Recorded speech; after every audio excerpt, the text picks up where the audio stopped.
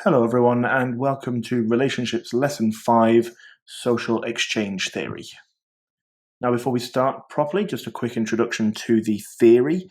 The theory is known as an economic theory of relationships, and it suggests that people who are in a relationship seek an exchange. So it's a theory of how relationships form and develop, and it assumes that romantic partners act out of self-interest in exchanging rewards and costs. And it suggests that a satisfying and committed relationship is maintained when the rewards exceed the costs, and also when the potential alternatives are less attractive than the current relationship. Okay, so the theory was first put forward by social psychologists Thibault and Kelly in 1959, and they describe romantic relationships using economic terminology in terms of profit, which is a reward, and loss, which is any costs that you incur in a relationship. And they claim that partners in a relationship strive to maximize their rewards and minimize their costs, which is something known as the mini-max principle. If the profit that they have gained outweighs the costs that they've had to incur, then the relationship is deemed as satisfactory, or satisfaction is gained in that relationship. Now, profit is something that's very, very subjective, and rewards and costs are very subjective as well. So what is considered very costly by one person could be seen as very low cost or even a reward by somebody else. So examples of rewards are things like companionship, praise, emotional support, sex, that kind of thing. Whereas costs include things like time, stress, energy, compromise, and also the knowledge that if you invest in one thing, it means that you can't invest in something else, which is a cost in itself. Importantly as well, rewards and costs may change over time as well. So something that may be considered fairly costly at the beginning of a relationship may be deemed less costly as the relationship develops. Okay, you've got a little bit of a note-taking opportunity there just as we start making our way through the video. I'll just leave that one up there, and then you can pause it if you need to. So aside from just counting up the rewards that you get in a relationship in terms of the things that you are actually given, like the things I mentioned before, people also use something called a comparison level to assess how profitable their relationships actually are. Now, there are two different levels of comparison that people use in social exchange theory. So the first level is just called a comparison level, and it's based on a person's idea of how much reward they deserve in a relationship. So how much of the reward they think they deserve in a relationship. And this understanding and this belief is very subjective and depends on lots and lots of different things, such as previous romantic relationships and the cultural norms of what's appropriate to expect from relationships. And, those norms are reinforced by books and films and TV programs and magazines and that kind of thing. Comparison levels are also very closely linked to a person's self-esteem. So a person with very high self-esteem will have a higher expectation of rewards in a relationship, whereas somebody who has low self-esteem will have lower expectations of what they think they should be receiving in a relationship in terms of rewards. People consider relationships worth pursuing if the comparison level is equal to or better than what they've experienced in their previous relationships. So if they have received more rewards, or if they've experienced better rewards, greater rewards in previous relationships, then the relationship is deemed as unsatisfactory. Or if what they are receiving in their current relationship doesn't match what they think a relationship should be based on all of the cultural norms that we know about relationships and when compared to previous relationships as well, again, the current relationship will be deemed as unsatisfactory. Okay, so a comparison level is very much about what do I deserve. The second level for comparison is called the comparison level for alternatives. And this comparison level is very much about the question of could I do better? So in this level, we're very much concerned about person's perception of whether other potential relationships or even not being in a relationship at all would be more rewarding than being in the relationship that you are currently in. So the question is, could I get more profit at less cost somewhere else? If we're going to stay in a relationship, then we have to believe that our relationship is more profitable than the alternatives. Okay, so according to the theory, people will stick to their current relationship as long as they find them more profitable than the alternatives. Now, the interesting thing is that the comparison level that we adopt, or the comparison level for alternatives that we adopt, very much depends on the state of our current relationships, because there are always plenty more fish in the sea.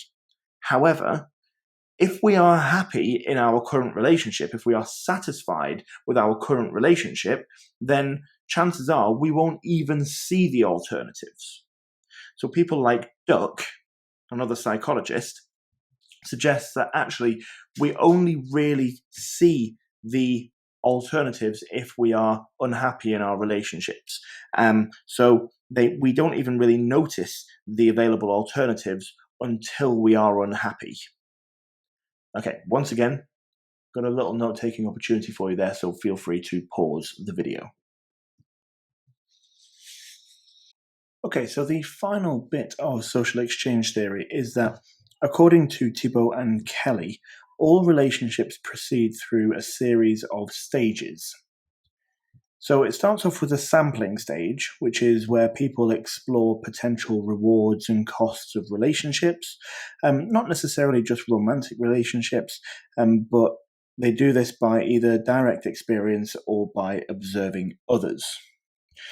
They then move on to the bargaining stage. The bargaining stage marks the beginning of a romantic relationship, and this is a stage where partners exchange rewards and costs, and they test the waters a little bit. They figure out what the most profitable exchange is and negotiate the dynamics of the relationship. Moving on from there, you've got the commitment stage. The commitment stage is when the relationship becomes a little bit more stable and partners become quite familiar with the sources of rewards and costs. And they also become a little bit more familiar with each other's expectations. So rewards increase and costs lessen, ideally. And then finally, you are in the institutionalization stage. This stage is where the partners are settled, the terms of the relationships in terms of costs and benefits are now established, and everything just tends to chug along until something bad happens, if something bad happens. But the institutional stage is the stage where the relationship is established, the terms are established, and everybody knows where they stand. Okay, we're going to move on to the evaluation points now.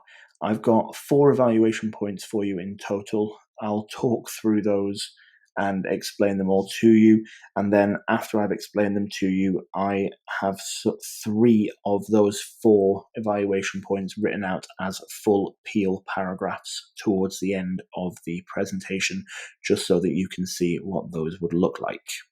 So we'll start off with a little bit of research support. Now, although research support for social exchange theory is fairly limited, there are some studies that back it up just a little bit. So, for example, social exchange theory is supported by Sprecher from 2001, who found that comparison levels for alternatives were a strong predictor of commitment in a relationship, and that rewards were important as a predictor of satisfaction, especially for women. Now, based on these findings, you can conclude that some people appear to base their evaluation of a romantic relationship on rewards and costs, in particular, comparison levels for alternatives, just as social exchange theory suggests that they would. So therefore, it would appear that some people do stay in their current relationships while it remains more profitable than the alternatives. So, research such as that does appear to support the predictions put forward by social exchange theory. However, you've also got some limitations as well. For example, social exchange theory assumes that from the beginning of a relationship, partners keep some kind of a tally of profit and loss and return reward for reward and cost for cost, almost on a tit for tat basis. Now, Clark and Mills in 2011 argue that while that might be true for certain interactions, such as interactions between work colleagues, which are known as exchange relationships, it is rarely the case in romantic relationships, which are known as communal relationships, where rewards are distributed fairly freely without necessarily keeping score of who has given what. More than that, other research findings suggest that it's not a balance of reward and costs, but rather the perceived fairness within a relationship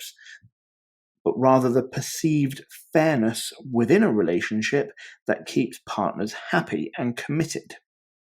So research like that weakens the validity of social exchange theory, as it seems that it can only really explain a limited range of social relationships.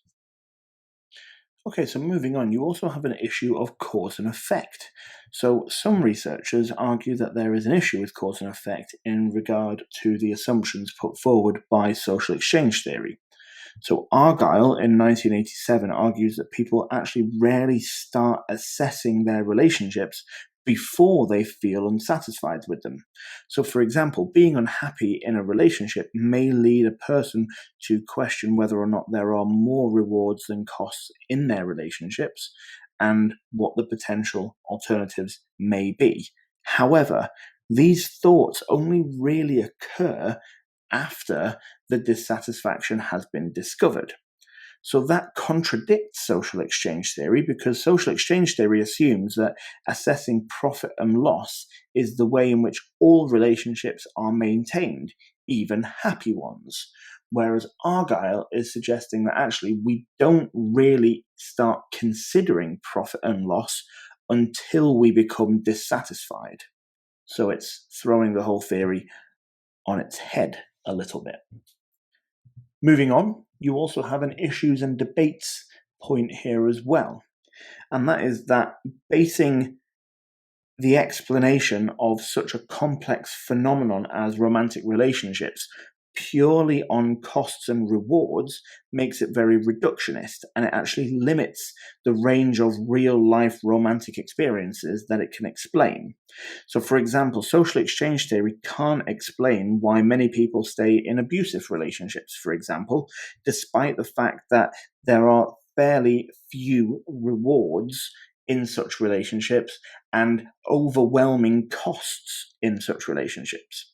So it suggests that perhaps more a holistic approach to studying romantic relationships may be better suited to explaining the complexity of relationship maintenance, rather than a theory that just focuses on rewards and costs or profit and loss. Right, so on that note, I've talked through the 4 evaluation points that I wanted to give you. I will now put up the individual paragraphs structured in the Peel structure so that you can see how they would be written if you were to use them in an essay. Okay, so feel free to pause the video at any point throughout the next couple of slides just to see what is what.